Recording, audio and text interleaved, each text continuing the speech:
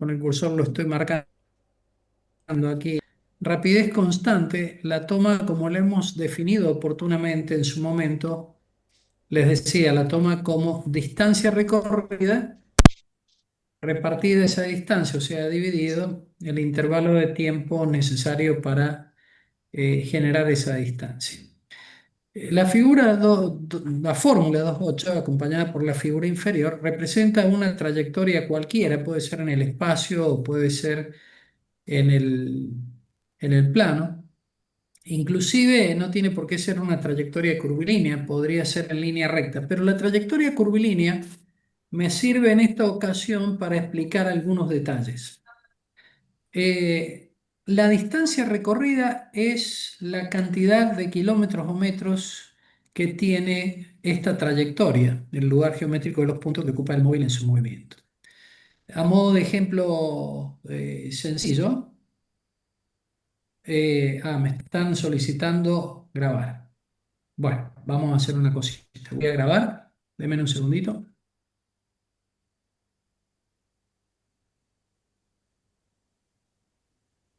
Recording in progress.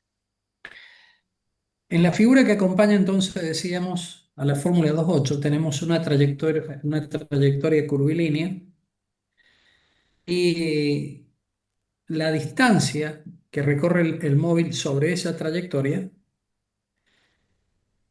es la que aparece en el numerador de la fórmula que define la rapidez de la partícula. La rapidez se entiende como distancia recorrida en el tiempo transcurrido. ¿Mm? Entonces, supongamos que esa rapidez, como dice aquí la definición, es constante. ¿Qué significa esto? Que el módulo del vector velocidad, que está representado en la figura por color rojo, la intensidad, la longitud de ese vector, el módulo, es constante. Pero punto a punto, fíjense que cambia la dirección.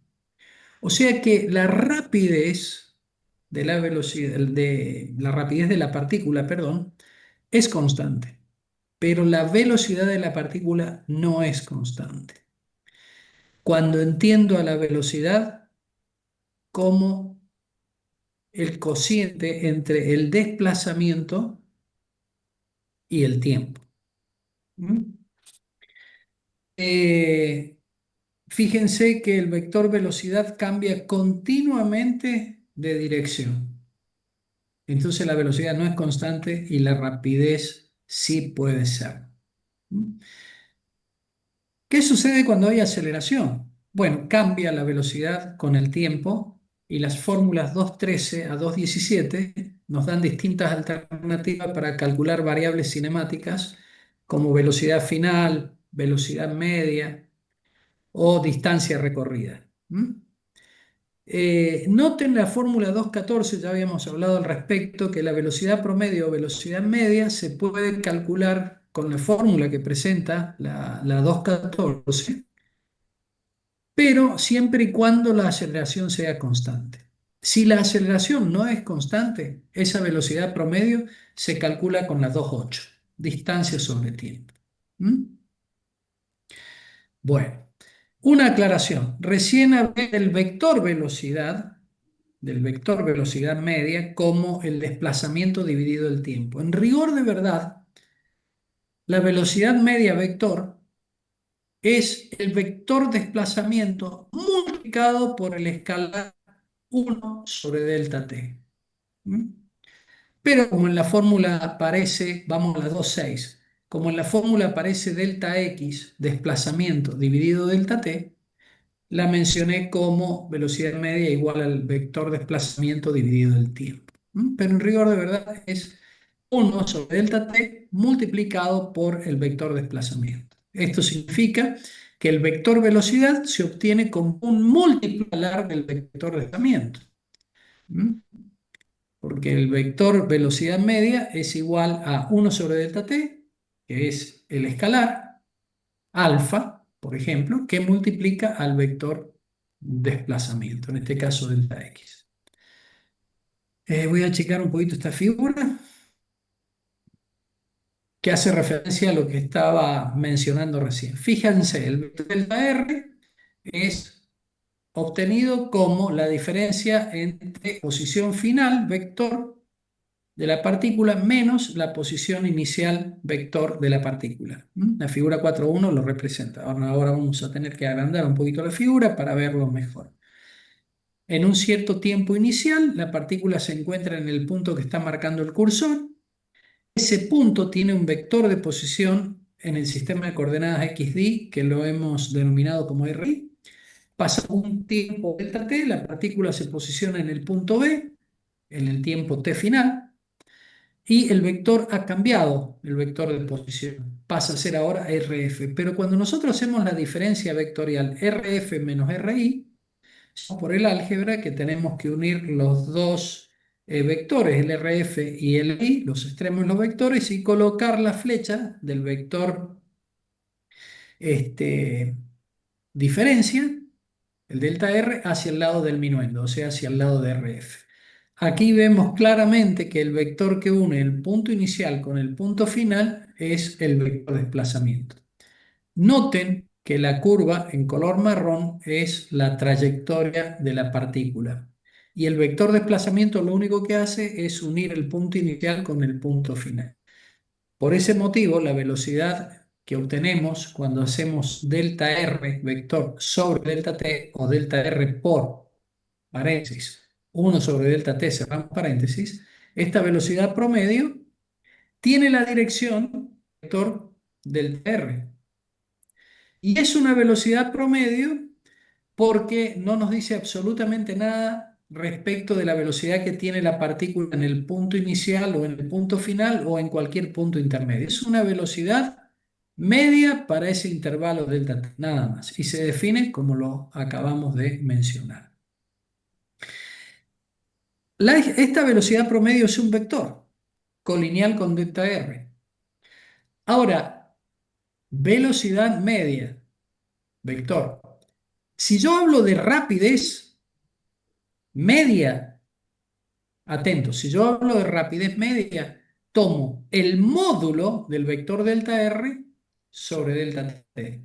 Podríamos hacerlo como una aproximación, pero en rigor de verdad, la rapidez media la hemos definido, fíjense, en esta expresión como distancia sobre delta t. Entonces, en rigor de verdad, yo tengo que medir la distancia sobre la trayectoria, dividirla en el delta t y el número que me da es la rapidez media entre el punto A y el punto B.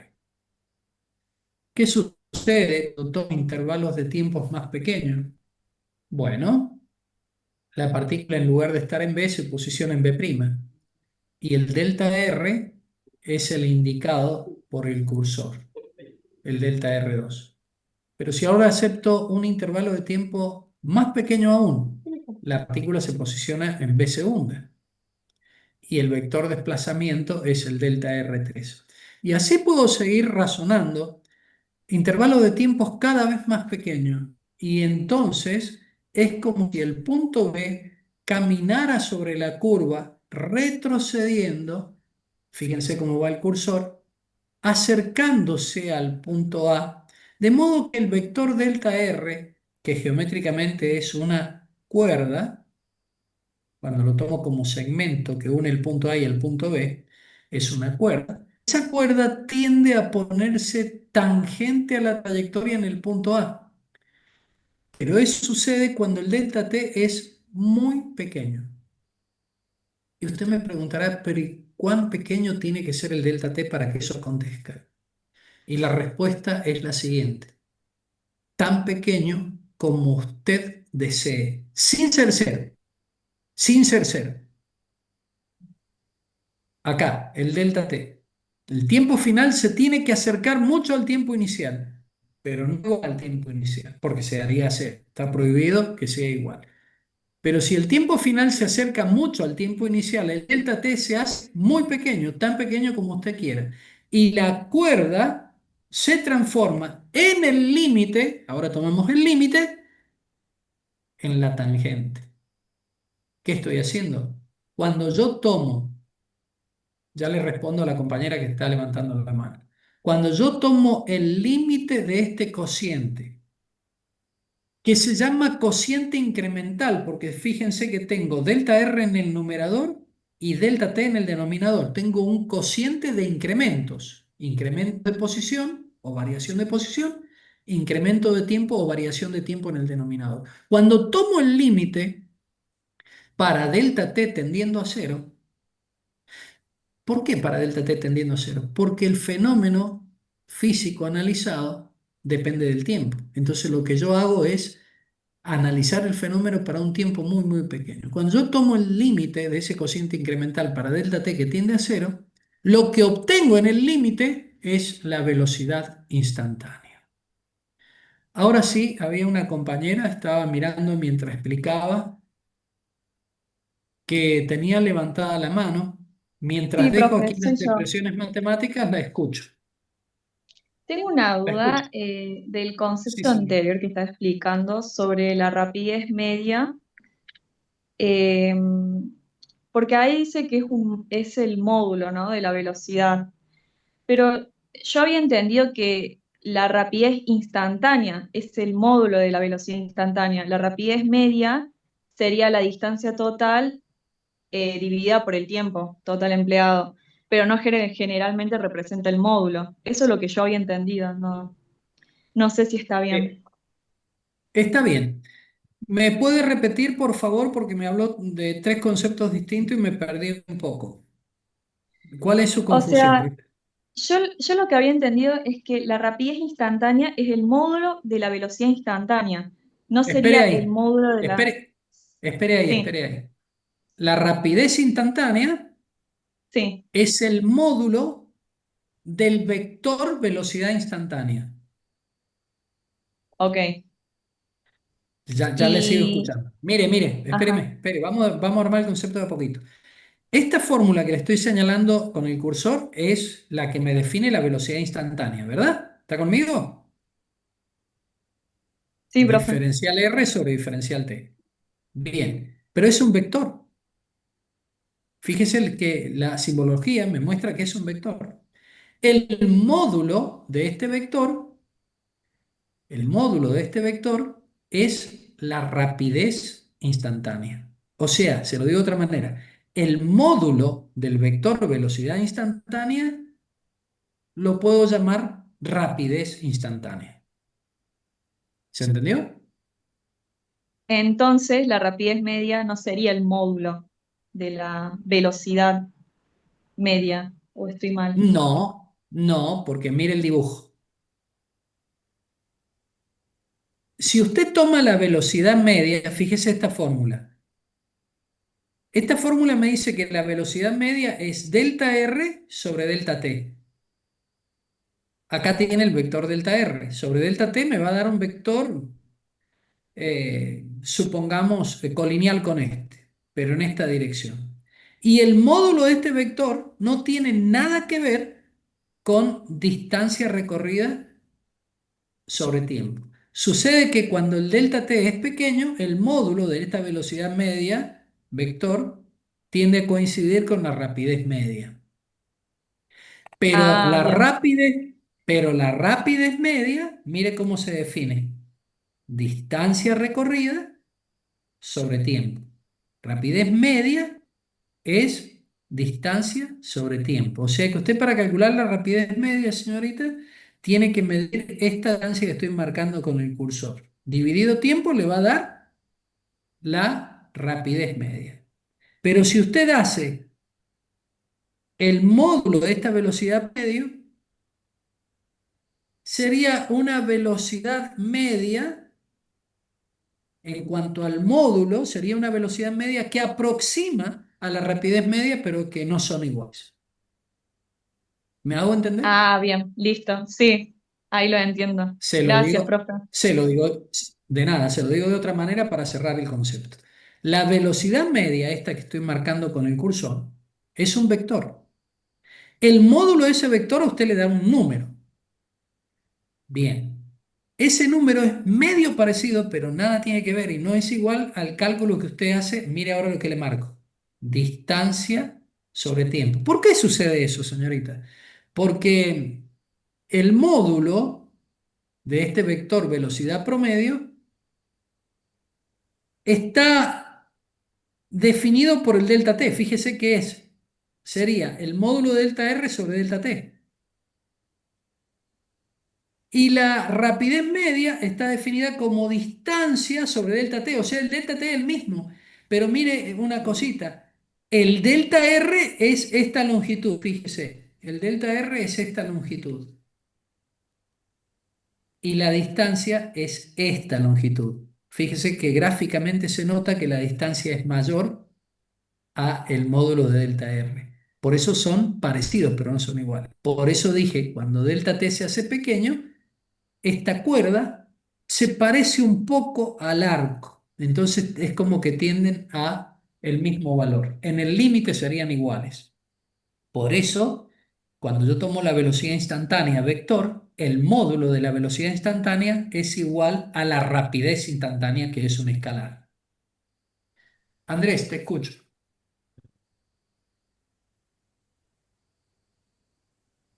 Está tu mano levantada. Sé, es lo que estamos haciendo gráfico y sabes, y después me lo voy ocurriendo Bueno, y pienso, profe, basta que esas pelotudeces, curado. El Hola, sí, te escucho. culé, el teórico se va a tomar lo que quiera, negro, entonces vamos a tener que cambiar todo el eh, resumen, curado. Prefiero estudiar práctico antes que teórico. bueno, profe, mi pregunta era si en el parcial va a ser necesario definir de otra forma, por ejemplo, velocidad promedio, porque, o sea, o ya solamente basta con la fórmula, digamos. Probablemente, o sea, tenés que saber la fórmula, ¿no es cierto? Pero tenés que también conocer la definición. Porque si yo te digo defina velocidad promedio, tenés que colocar la fórmula y escribir que la velocidad promedio es el vector desplazamiento delta R dividido delta T.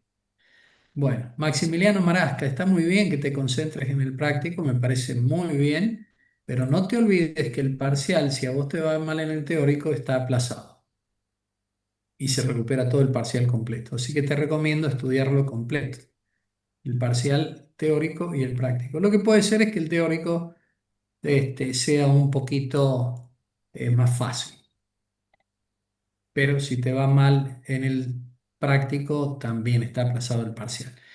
Bueno, chicos, de la misma manera en que habíamos definido, y con eso terminamos la clase pasada, la velocidad media, se puede establecer una definición para la aceleración promedio, como el delta V sobre delta T. Y si el delta T se hace cada vez más pequeño, es decir, tomo el límite para delta T que tiende a cero, lo que voy a obtener es un vector, que en lugar de ser un vector medio o promedio, es un vector que denominamos aceleración instantánea. Voy al chat para ver. Este, Este gráfico es muy importante, la figura 4.3. Tenemos una trayectoria curvilínea, la partícula se mueve del punto A al punto B, están los vectores posición inicial y posición final, RI y RF, fíjense en el gráfico. Y notemos que aparentemente el módulo del vector velocidad inicial y el módulo del vector velocidad final son iguales, los módulos. Pero la velocidad inicial y final son distintas porque cambian las direcciones. Entonces, noten este dibujo, que lo podemos ver de las dos maneras. Vamos por acá. Si yo pongo por un lado el vector velocidad final y al vector velocidad final le sumo el opuesto. Fíjense, este vector es el opuesto de la velocidad inicial. Sumar el opuesto de la velocidad inicial es escribir BF más menos BI, pero más menos es menos. BF menos BI es delta B.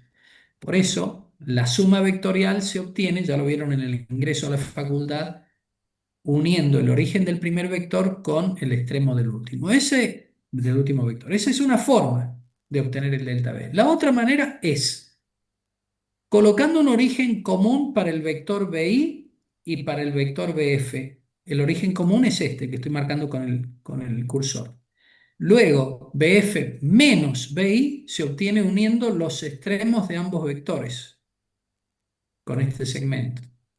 Y si pongo la flecha hacia el lado del minuendo, BF menos BI, lo que obtengo es el vector delta B. Lo importante es que Profe, una este consulta. vector... Sí, sí, escucho.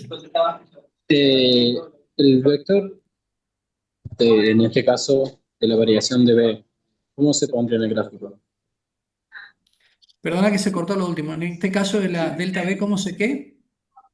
El delta B, ¿cómo se graficaría en ese caso? ¿Y qué cosa? ¿El delta B?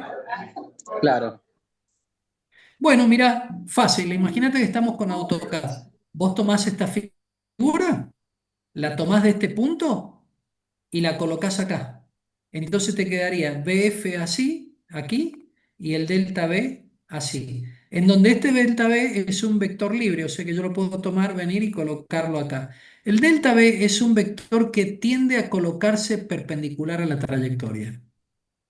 Esa es la respuesta. Siempre y cuando el punto B esté muy, muy cerca del punto A. A ver si hay un dibujo de este lado. Eso lo expliqué la semana pasada. Ah, a ver si hay un dibujo que aclare lo que te acabo de decir.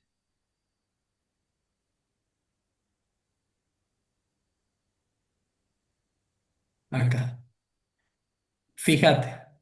Acá está de nuevo el mismo dibujo. BI, BF, delta B. Entonces, cuando este vector BF yo lo coloco aquí, el delta B toma esta posición. Y ese vector delta B tiende a aproximarse a la perpendicular a la trayectoria. A ver si aparece un dibujo un poquito mejor. No, ¿siempre va a ser con una tendencia a lo perpendicular o eso puede variar? no, no, no, no. Siempre va a tender a ser perpendicular a la trayectoria porque justamente ese vector delta B es el que da origen a la aceleración radial o aceleración normal, porque es perpendicular a la trayectoria y la trayectoria es la tangente en ese punto, o aceleración centrípeta. ¿Mm? Vale, gracias, profe.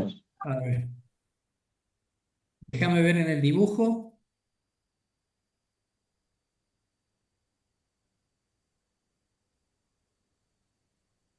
Si lo pudiéramos visualizar un poquito mejor.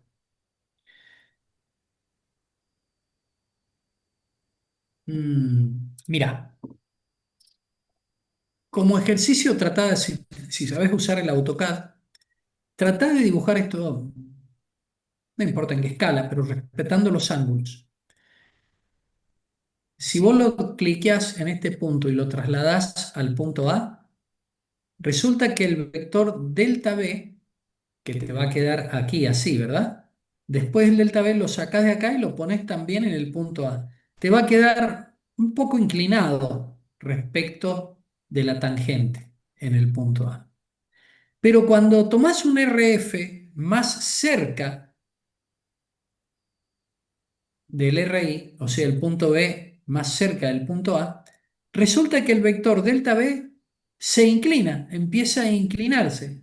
Y cuando el punto B se acerca más al punto A, el delta B se inclina más, pero siempre se va inclinando tratando de tomar un ángulo de 90 grados con respecto a la tangente en el punto A. Cuando haces ese dibujo, se puede ver Claro, este profe, fenómeno. Por eso no eso, varía dependiendo de la trayectoria en este caso, porque una vez que nosotros tenemos ¿cómo? trayectoria, a través, eso no varía dependiendo de la trayectoria. No, no, no, no. Esto que estoy explicando sirve para una trayectoria circular, como por ejemplo la que se analiza acá. Sirve también para una trayectoria parabólica. Sirve para cualquier trayectoria curvilínea. Una trayectoria curvilínea cualquiera tiene esta propiedad. Fíjate, esta trayectoria curva es una línea cualquiera, una curva cualquiera, pero cuando yo tomo el límite de delta B sobre delta T para delta T que tiende a cero, eso me va a dar una aceleración y esa aceleración se llama aceleración normal o radial. A mí me gusta llamarle aceleración normal porque es normal, viene a consecuencia de que esa aceleración está contenida en una recta perpendicular a la tangente. Y cuando uno estudia rectificación de curvas en el análisis matemático 2, nosotros tenemos en el punto A una curva que define en ese punto la posibilidad de una recta tangente y la posibilidad de una recta perpendicular a la tangente en el mismo punto. Esa recta perpendicular a la tangente se llama normal. Y como el vector de aceleración tiene la dirección de esa recta normal, le llamamos aceleración normal. Se le llama aceleración centrípeta también, porque en ese instante la aceleración apunta exactamente al centro de la trayectoria en ese punto. Cuidado con lo que voy a decir. Cuando la trayectoria es circular, el centro es único, siempre está en el mismo punto. Pero cuando la trayectoria es una curva cualquiera, en R2, el centro de la curva va cambiando. Punto a punto el centro va cambiando. Lo que significa que la curvatura de la curva va cambiando punto a punto. Pero la aceleración normal siempre es perpendicular a la curva en ese punto. La semana pasada vimos cómo se definía el vector de posición R, el vector velocidad, y les di un borrador, le llamamos nosotros un PDF, con un ejercicio de ejemplo de cómo se calculaba. Estas herramientas nos permiten a nosotros estudiar un movimiento muy particular, que es el tiro parabólico o tiro en el vacío. Es importante decir que este movimiento del proyectil o tiro en el vacío es en el vacío, porque con esa palabra, movimiento en el vacío, yo solamente acepto la existencia de un solo vector aceleración. Fíjense, lo estoy marcando con un cursor. Esa aceleración es la aceleración de la gravedad. Y no admito una aceleración a lo largo del eje X, con sentido a la izquierda o a la derecha. ¿Qué sucede? Como solamente tengo aceleración a lo largo del eje y no hay aceleración a lo largo del eje X, miren el vector velocidad en X, acompáñenme, fíjense la figura. En el tiempo inicial, en el punto A, fíjense el tamaño de Bx. En el punto B, el mismo. En el punto C, no ha cambiado. En el punto D, se repite Bx. En el punto final, antes del impacto, un instante antes del impacto, en el punto E, el vector Bx sigue siendo el mismo que era en D, en la altura máxima C, en B y en A. ¿Por qué se mantiene el módulo del vector? Porque no hay aceleración en X. Esto significa La que a lo velocidad es largo del eje constante. X, ¿cómo? La ¿Alguien me velocidad es habló? constante, o sea, lo único que varía es el movimiento del proyectil, digamos, aparte del ángulo. A lo largo del eje X, nosotros podemos pensar en un movimiento ficticio, un MRU. Escuchen lo que voy a decir ahora. La partícula real se mueve en esta trayectoria. Pero para estudiarla matemáticamente se la descompone a ese movimiento real en dos movimientos ficticios. De una partícula virtual en el eje X con movimiento rectilíneo uniforme, como dijo el compañero, porque la velocidad en X es constante. Y una partícula virtual que se mueve a lo largo del eje Y, que en la primera etapa del movimiento, entiéndase, desde el punto A hasta el punto C, yo le llamo primera etapa. Es un tiro vertical, o sea, la partícula parte con una velocidad inicial en I, pero a medida que va ganando altura esta partícula virtual, acompañando a la partícula real, va perdiendo velocidad. Pierde tanta velocidad que esta partícula virtual, tiremos una línea horizontal acá, esa partícula virtual tiene una velocidad en I igual a cero, exactamente igual a la velocidad en I que tiene la partícula real en el punto de altura máxima. Porque si la partícula real tuviera un remanente de velocidad en I, no estaríamos en la altura máxima, tiene que subir un poco más. O sea que la condición de altura máxima es velocidad en I para la partícula real igual a cero. A partir de C en adelante, la partícula real empieza como a bajar o a perder altura en una trayectoria parabólica. La partícula virtual cae desde la altura máxima, cae ganando velocidad en un movimiento de caída libre, porque no hay atmósfera, tiro en el vacío, y por lo tanto la velocidad se va incrementando. ¿Qué pasa?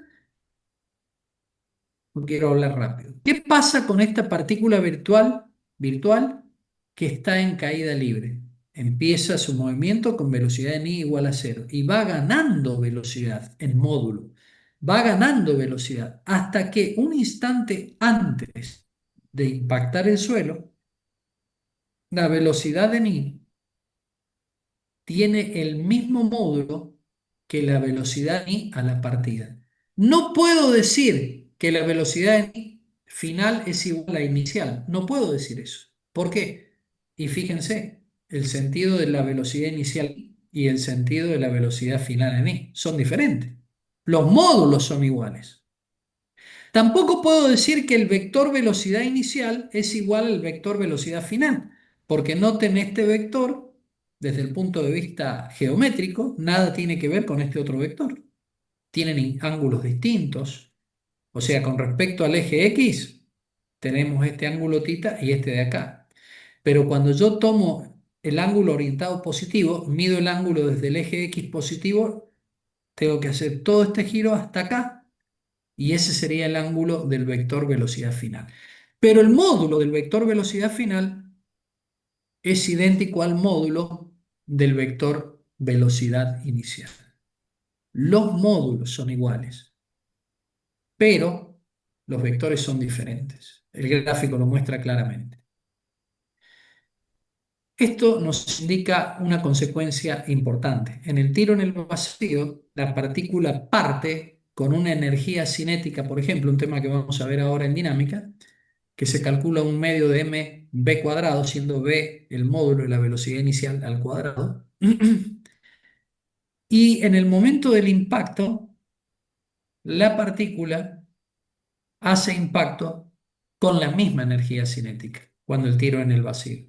¿Por qué? Porque el módulo de este vector es idéntico al módulo de este otro, del vector velocidad inicial. Entonces, un medio de m módulo de la velocidad al cuadrado es lo mismo. Por lo tanto, la energía de partida de la partícula es igual a la energía de llegada en el punto de impacto de la partícula.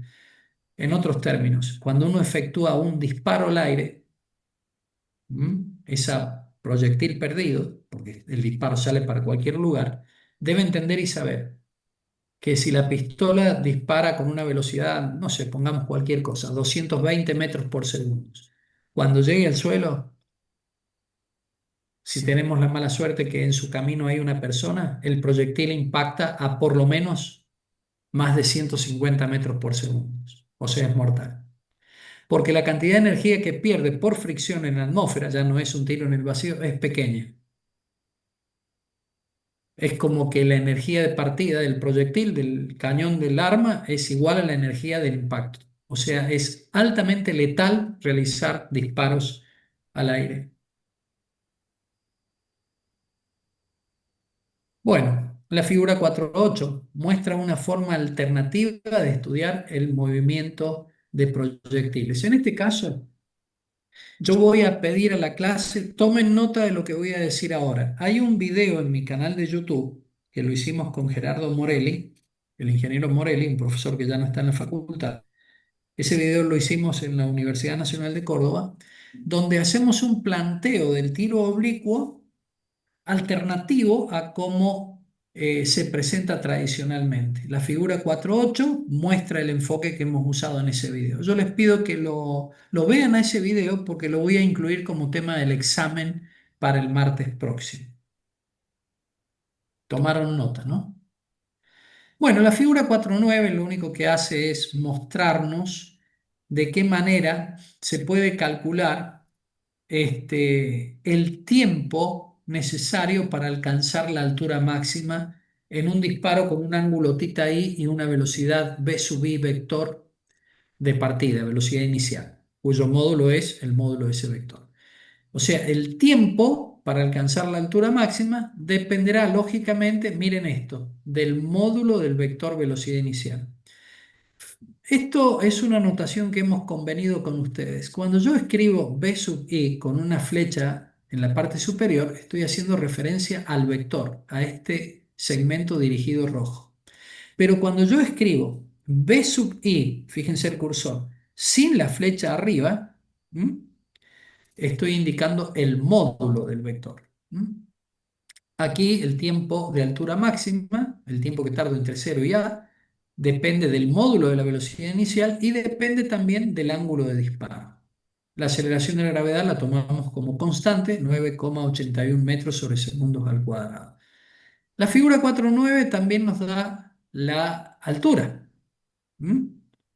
Cómo se calcula la altura máxima y tienen aquí la expresión para el cálculo de la altura máxima que dependerá también del ángulo de disparo y de la velocidad inicial. ¿Mm? Algo interesantísimo, pregunta de examen, es que yo tengo para la misma velocidad inicial, tengo distintos ángulos de disparo.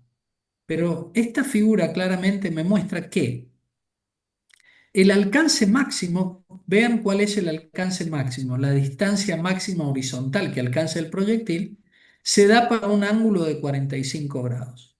Veámoslo.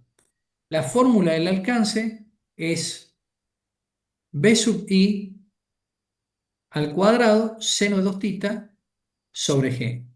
¿Qué sucede? Cuando el ángulo θ es 45, 2 por 45, 90. Seno de 90 vale 1. Por lo tanto, R es el máximo valor alcanzable. Porque recuerden que la función seno de un ángulo está comprendido entre menos 1 y 1. Entonces, la función seno tiene un valor máximo cuando el ángulo es 45 grados. ¿Por qué? Porque 2 por 45 me da 90. Seno de 90 vale 1. Entonces aquí la función seno adquiere un valor máximo para θ igual a 45 grados. Al ser el seno de 2 θ máximo, vale 1, el alcance es máximo. Por eso en la figura observamos que para un disparo con la misma velocidad inicial en módulo, porque las direcciones son distintas, en módulo, el alcance máximo se obtiene para una condición de 45 grados en el ángulo de disparo. Bueno, el último tema que entraría en el parcial es movimiento circular uniforme, pero antes de irnos de tiro oblicuo quiero dar un tema que voy a evaluar y que no está en el libro. Fíjense, dijimos recién que a lo largo del eje Y nosotros podemos establecer un movimiento rectilíneo uniformemente variado. Esto es así porque tenemos la aceleración de la gravedad G. Y como a lo largo del eje X no tengo aceleración, puedo considerar un movimiento rectilíneo uniforme para la partícula virtual. Bueno, yo tengo un movimiento parabólico donde esta curva es de la forma I igual f de x, es decir, cada ordenada depende de una posición x. Por ejemplo, para esta posición x, este punto P de la trayectoria tendrá una determinada ordenada I. Entonces el punto P, lógicamente, el punto P tiene coordenadas x, y. Y eso sucede para cada instante de tiempo. Ahora, este disparo parte del origen con una cierta, llamemos velocidad inicial, que la puedo descomponer en v0x y v0y.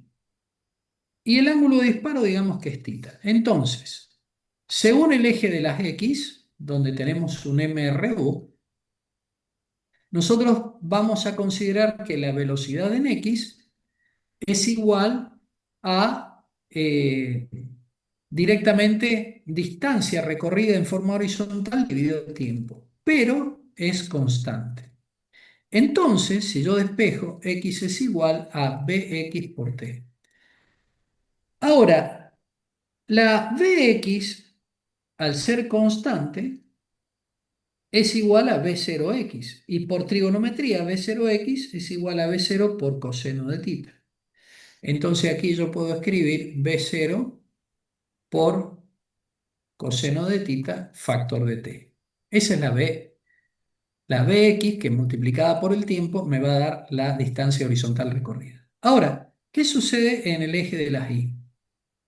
Allí nosotros consideramos un movimiento rectilíneo uniformemente variado a consecuencia de existir la aceleración de la gravedad. Entonces, acá la altura y, fíjense que en este punto, la altura de este punto es la coordenada y. La altura y va a ser igual a i sub 0, que en este caso i sub 0 vale 0 porque parte del origen, pero podría no partir del origen de coordenadas.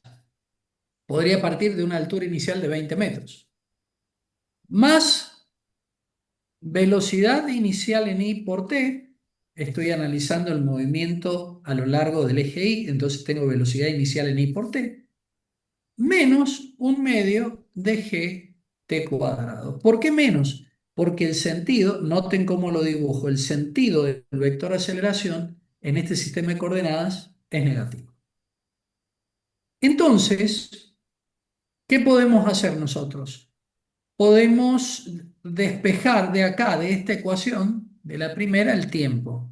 El tiempo va a ser igual a x dividido, fíjense, b0 por coseno de tita. Y reemplazarlo en esta. Entonces nos quedaría i igual i sub 0 más el b0i por trigonometría es este segmento, que es b0 por seno de tita. Entonces lo escribo b0 por seno de tita por t, pero t es x sobre b0 por coseno. De acá b0 lo puedo simplificar. Menos un medio de g por t cuadrado, o sea, x cuadrado, t cuadrado es numerador al cuadrado, denominador al cuadrado. Pasamos un poquito en limpio esto. Nos quedaría i igual a i sub 0 más seno sobre coseno, tangente del ángulo de disparo por x, menos g sobre 2. Vamos a hacer así, g sobre 2 coseno cuadrado de tita, esta es velocidad inicial, por velocidad inicial al cuadrado, y esto por x cuadrado. Noten que esta expresión matemática es de la forma c mayúscula más b por x más, pongamos así, a por x al cuadrado, donde a es el factor menos g sobre 2 coseno cuadrado de tita b sub 0 al cuadrado. Esta expresión tiene la representación gráfica en el plano xy de una parábola. Por eso a este movimiento se le llama tiro parabólico o movimiento parabólico de proyectiles. Esto entraría en el parcial. Yo lo voy ahora a colocar en el grupo por si les toca hacer una demostración sencilla de esto, que se llama esto ecuación de la trayectoria.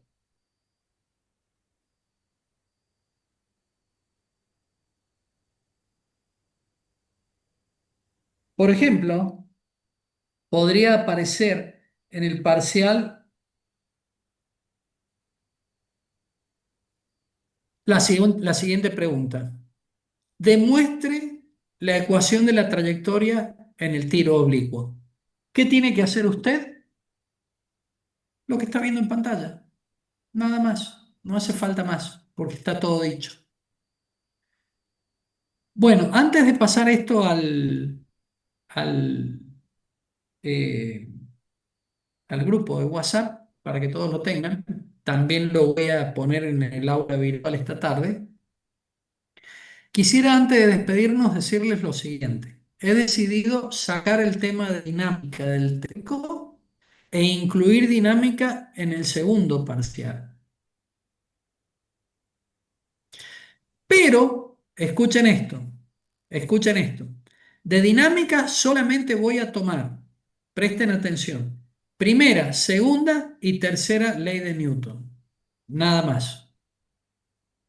El resto de los conceptos de dinámica, definición de trabajo, energía, toda la parte del cuerpo conceptual de dinámica lo vamos a incluir en el segundo parcial. En el primer parcial entra, anoten por favor, primera, segunda y tercera ley de Newton, la definición, nada más. ¿Tomaron nota? Profe, sí. Sí. Eh, Antes de eso, usted había dicho, con respecto a esta fórmula, y no terminé de copiar, demuestre la ecuación de la trayectoria en, ¿cómo era? En el tiro oblicuo, Sí, porque mirá, a esta figura que tenés acá se le suele llamar tiro oblicuo. Otros sí, sí, libros estiro le oblicuo. llaman, escuchá, otros libros le llaman tiro parabólico. Claro, por eso. Otros le llaman movimiento parabólico. Otros le Perfecto. llaman tiro en el vacío. ¿Te das Perfecto. cuenta? Sí, sí. Nosotros le Distinto vamos a no. llamar, nosotros le vamos a llamar tiro oblicuo. Entonces yo les puedo decir, por ejemplo, demuestre la ecuación de la trayectoria en el tiro oblicuo. ¿Saben qué es esto? Chicos, voy a responder antes de irnos lo siguiente. Primero la pregunta que me hizo, vamos de arriba hacia abajo. A ver, profe, ¿la forma de tomar es como la del profe Astudillo? Valentino, ¿cómo es la forma de tomar del profe Astudillo? Te escucho.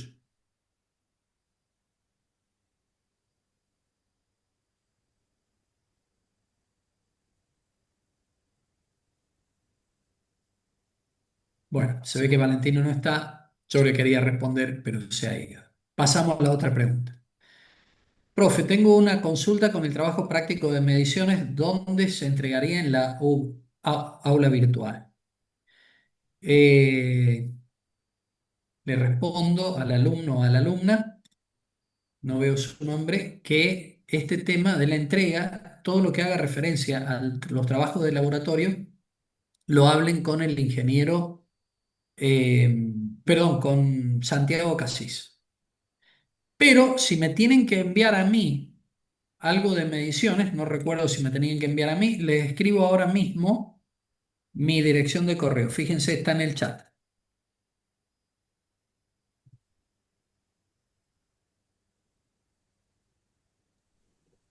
Tomen Profe, nota, por favor, profe, ¿puedo de hacer mi una dirección. consulta? Porque Sí, es medio larga, no sé si lo voy a llegar a escribir en el chat.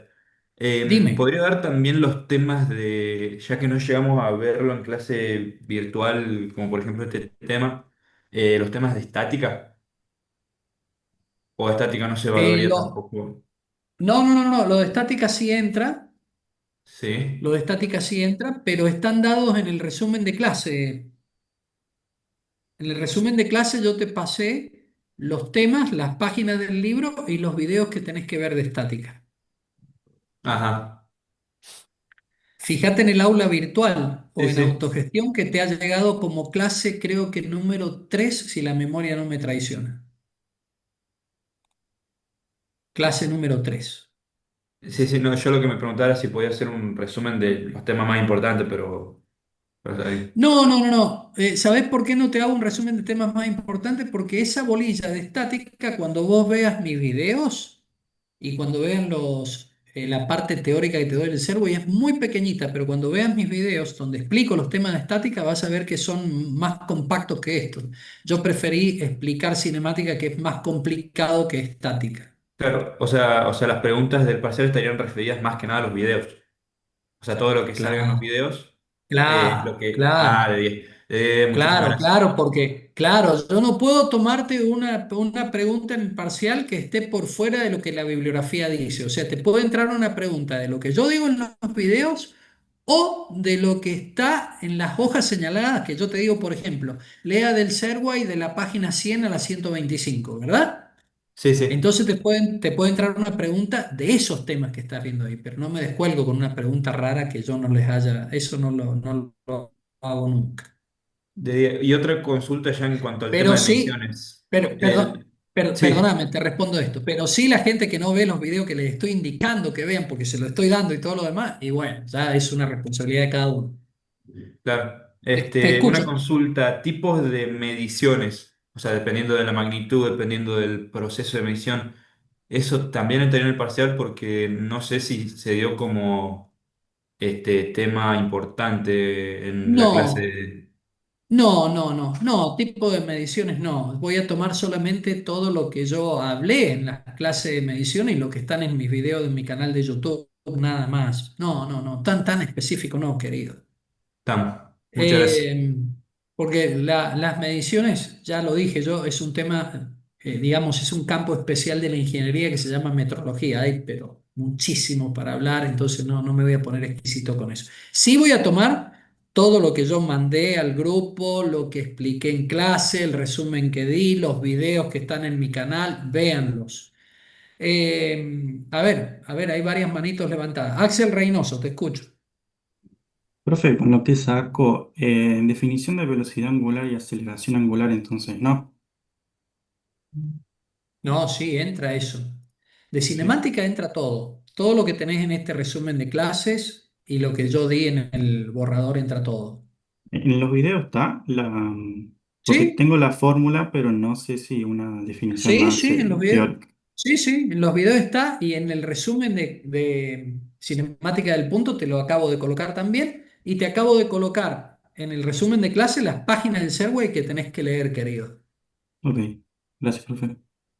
No te olvides que estás en la facultad y tenés que sentarte a leer el libro y yo te indico qué páginas del libro tenés que leer en tu formación profesional, porque bueno, estás en una escuelita, estás formándote como un profesional.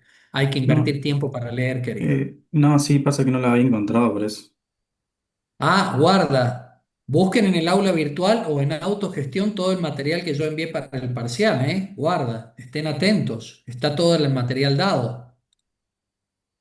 Me pregunta Juan Sola, dice si la única demostración que va a tomar entonces es la adecuación de tiro eólico. Sí, querido, nada más que eso. Si entra algo teórico.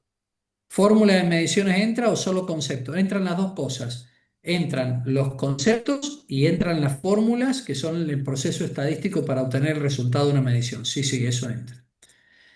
Más arriba me preguntaba, entonces, ¿qué entra en el parcial? Cinemática, MRU, MRV, movimiento circular uniforme y entra también uniformemente variado. Y de dinámica entra definición de la primera, segunda y tercera ley de Newton, estática, óptica, espejos y lentes también. A ver, no, permítanme un poquito, que se me escapa esta parte de acá. Eh, De óptica puedo tomar solamente la parte de definiciones, nada más. Quédense tranquilos. No voy a tomar profundo porque para eso está el práctico. Profe, cuando usted dice definiciones del teórico, o sea, no sé, ¿qué significa foco, imagen? ¿Va por Claro, ahí? Bien. claro, va por ahí. O escriba, por ejemplo, la ley de Snell Claro, o la ley de enuncie, Snell. claro, enuncie, por ejemplo, las leyes de la óptica geométrica, ¿m? Que son muy Sí. sencillas. Una cosa muy sencilla. Me hace una pregunta importante Santiago. Profe, ¿ya dio fecha de entrega del trabajo práctico número uno? Mire, el trabajo práctico número uno, entréguenmelo después del parcial. Quiero que ahora se concentren en el parcial. Quiero que concentren en el parcial. Bueno, hay dos compañeros, hay una señorita, Ailén, por favor, tenés la mano levantada, podés consultar. Y Profe, luego tengo una Camilo. duda. ¿Las respuestas tienen que ser desarrolladas o concisas? Por ejemplo, me preguntas qué es la frecuencia y yo te digo es el número de ciclos que ocurre en una unidad de tiempo. ¿Con eso es suficiente o tengo que Nada explayarme más. más? No, nada más. Y podés poner la Ah, unidad para ok. calcular la frecuencia, es Hertz, 1/segundo. Y la Lo fórmula, mismo con, F igual 1/t, que t es bien, el lo periodo. mismo con velocidad instantánea, aceleración media, sería como todo conciso. Claro, velocidad instantánea, podés poner, suponete que yo te digo define velocidad instantánea, vos escribir lo siguiente. Se define la velocidad instantánea como el límite del cociente incremental delta R sobre delta t para delta t que tiende a cero. Eso que escribiste ¿verdad? En un lenguaje coloquial, lo pones ahora, después que lo escribiste, en una fórmula.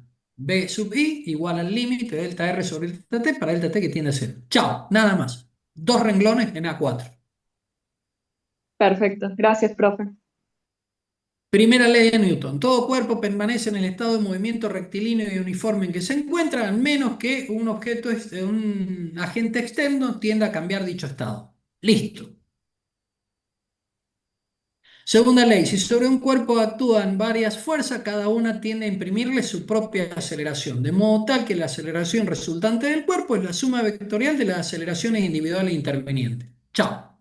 Tercera ley, cuando sobre un cuerpo se ejerce una acción, aparece una fuerza de igual sentido, perdón, de igual dirección, distinto sentido, denominada reacción. La ley de acción y reacción se aplica sobre dos cuerpos, sobre la existencia de dos cuerpos que interactúan. Nada más, ¿no? Dos renglones a lo sumo, tres renglones como mucho respondiendo. El parcial que yo hago una pregunta y me escriben media carilla no lo leo. Profe, le quería Ca- preguntar, ¿se me escucha? Camilo, sí. Sí, sí, Camilo, decime, Le querido. quería preguntar cómo iba a ser la modalidad del parcial, cuántas preguntas prácticas, cuántas teóricas, Mira, cuánto tengo tiempo. pensado, mira, te hablo del teórico, el práctico arreglarlo con, con Santiago Casís. Tengo pensado hacer 5 preguntas teóricas, ¿verdad? Van a ser de múltiple opción y una ponerle a desarrollar como si fuera, por ejemplo, ecuación de la trayectoria, por decirte algo. O todas directamente, o todas directamente múltiple opción. Quédate tranquilo. Ok, buenísimo. Todo con lapicero, ¿no? Sin lápiz. Sí, sí, por favor en lapicera. Ah, una cosa importantísima. El parcial que no tiene ni nombre ni número de legajo, yo les hago la pregunta a ustedes, ¿cómo lo corrijo? Nada, sí, imposible. Ese parcial no fue, ese alumno no fue. Por favor, nombre y número de legajo, bien claramente escrito, bien claramente escrito. Me dice Maribel, profe, ¿en qué aula va a ser el examen? Maribel, no tengo todavía respuesta del ingeniero Astudillo al respecto. Supongo que mañana o pasado me va a estar diciendo, porque yo el viernes les tengo que mandar a ustedes un mensaje donde nos vamos a encontrar. Camilo, hay otra pregunta, tenés tu mano levantada, te escucho. No, me olvidé de bajarla. Gracias, profe. Ah, bueno, está bien. Bueno, ¿nos vamos, chicos? Recuerden, de dinámica solamente tomo primera, segunda y tercera ley de Newton, tomé esa decisión para hacerles más fácil el parcial. Entra óptica, entra cinemática y entra estática. ¿Está bien? Y toda la otra parte profunda de dinámica lo vamos a pasar al segundo parcial. No estudien lo que yo les he dado en las notas de clase de resumen de clase uno, clase 2, etcétera, para que no tengan ningún problema. No va a haber ningún problema en el parcial. Estudien las indicaciones que yo les di, no van a tener ningún problema. Ahora les envío al grupo el borrador este número uno. Le vamos a llamar así.